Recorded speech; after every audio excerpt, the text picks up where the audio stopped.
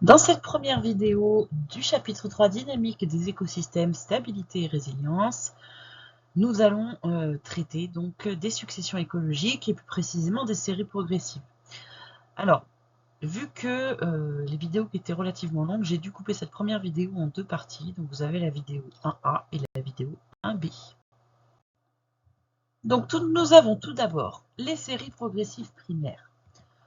Donc c'est une évolution vers une augmentation de la richesse spécifique à partir d'un stade pionnier. C'est-à-dire que c'est toute l'évolution d'un écosystème du tout début où il y a encore zéro végétation jusqu'à ce qu'on arrive au stade ultime qui s'appelle voilà, le stade mature ou climax, bien que les forêts climatiques sont rares maintenant. Et vous avez aussi la série progressive secondaire. Donc là, c'est un petit peu la même chose, seulement c'est une série progressive qui fait suite à une perturbation. C'est-à-dire que les perturbations font faire des retours en arrière dans l'évolution. Et donc là, c'est une évolution un peu du même type que la précédente, mais qui ne démarre pas à partir du stade pionnier, qui démarre voilà, à partir d'un stade déjà établi. Alors on verra ça pour les milieux terrestres, mais aussi pour les milieux aquatiques, bien sûr. Donc, dans un premier temps, l'écosystème terrestre et l'évolution vers la forêt climatique. Donc, premier stade, c'est le stade pionnier, stade pour lequel vous avez donc des végétaux qui vont se mettre à pousser parce que des graines arrivent par le vent, par les animaux, etc. Et donc, ce sont des plantes herbacées qui sont dites pionnières et qui vont donc coloniser un milieu dans lequel il n'y a qu'un sol et pas du tout de végétation encore. Donc, notre écosystème est qualifié de jeune. Une fois que ce stade pionnier est terminé, évidemment, il est essentiellement constitué de stratèges R qui ont des besoins qui sont pas très spécifiques, ce sont des généralistes. Et donc, le stade qu'on voit actuellement, c'est le stade juvénile. Voilà. Donc, avec une production énorme, on verra après, puisqu'on fera un petit comparatif entre les stades d'écosystème jeune et écosystème vieux. Par la suite, nous allons avoir des végétaux de plus grande taille qui vont se mettre à pousser. C'est ce qu'on va appeler un stade intermédiaire. Alors donc, du coup, si tout à l'heure, je n'ai pas donné d'exemple, mais on aurait pu avoir le paturin, le plantain, etc. Là, on va voir peut-être éventuellement des arbustes, des ronces, voilà, mais aussi, si on était en milieu méditerranéen, des cystes qui sont des arbustes qu'on va retrouver dans le maquis.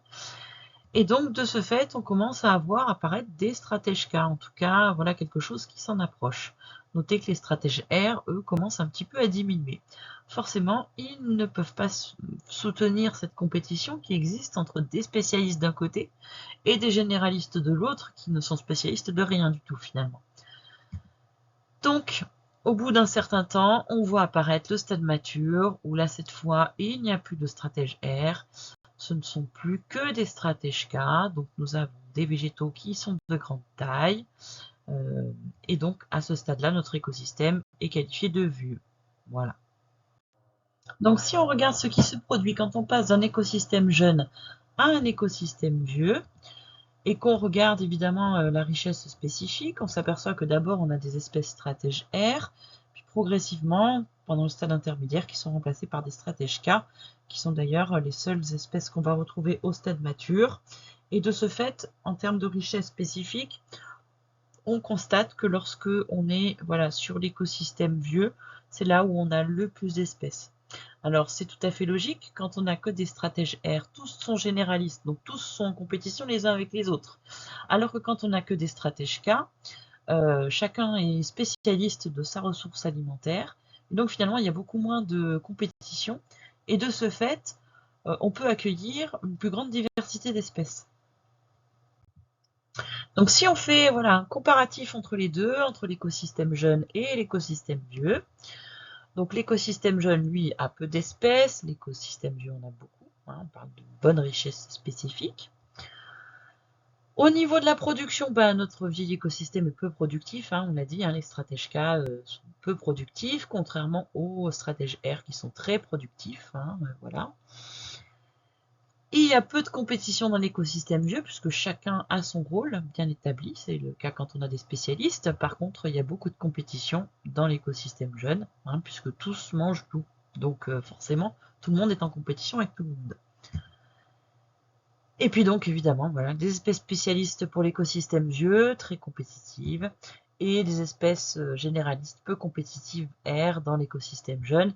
Alors, comme elles sont peu compétitives, ces espèces généralistes, ben, c'est pour cette raison qu'elles se font remplacer progressivement au fur et à mesure de l'évolution de la série progressive. Voyons maintenant l'exemple des écosystèmes aquatiques avec ici l'évolution d'un lac. Alors, dans un premier temps, sur un lac, par exemple un lac de montagne, on va donc avoir une végétation très très restreinte, alors avec un tout petit peu de phytoplancton, qu'on voit ici, sur les petits points, vraiment très très très très peu, ce qui fait que l'eau est très limpide. On peut avoir aussi quelques poissons, alors des poissons qui tolèrent bien justement ces eaux qui sont relativement bien oxygénées, dans lesquelles il y a très peu de matière organique. Alors d'ailleurs, c'est voilà, c'est un lac qui manque de matière organique. Alors, il manque, pas spécialement, mais en tout cas, il y en a très peu. D'ailleurs, ça va se traduire par justement le nom qu'on donne à ce stade. On parle d'un stade oligotrophe, puisque oligo, ça signifie peu, trophe, nourriture, donc peu de nourriture. Donc dans ce lac, donc une eau très bien oxygénée, dans laquelle il y a très peu de végétaux, très peu de poissons aussi, mais des poissons bien spécifiques qui nécessitent une bonne oxygénation. Donc on a peu d'espèces, mais par contre des espèces sensibles. Voilà. Donc ces lacs-là, oligotrophes, on va les trouver dans des milieux très protégés, évidemment. C'est-à-dire que on va les retrouver essentiellement en montagne. Et évidemment, c'est notre écosystème jeune. Deuxième étape de l'évolution. Donc là, cette fois, regardez, on a retrouvé par contre des végétaux. C'est l'évolution un petit peu. Alors, d'où vient cette évolution? Généralement, elle vient avec les apports de matière minérale et ou de matière organique qui se transforme après en matière minérale. Et donc, on a une végétation beaucoup plus importante. Ici, on a voilà, un petit peu plus de phytoplancton. On a également différentes espèces de poissons, alors peut-être un peu moins fragiles que les précédentes. Dans le lac précédent, dans le lac oligotrophe, on avait surtout des salmonidés, pour qui l'oxygénation est très importante. Ici, on peut avoir de la perche, puis d'autres petits poissons. Voilà, il y a une diversité plus importante que tout à l'heure, mais avec des espèces un peu moins fragiles. Et on commence à voir arriver aussi au fond de ce lac une zone constituée de sédiments. Alors c'est normal puisqu'il y a plus de matière organique, il y a plus de monde, donc dès que tous ces éléments-là meurent, ils coulent et donc on va avoir ici voilà, une zone de sédimentation qui est beaucoup plus importante. Elle était quasi inexistante sur le lac oligotrophe.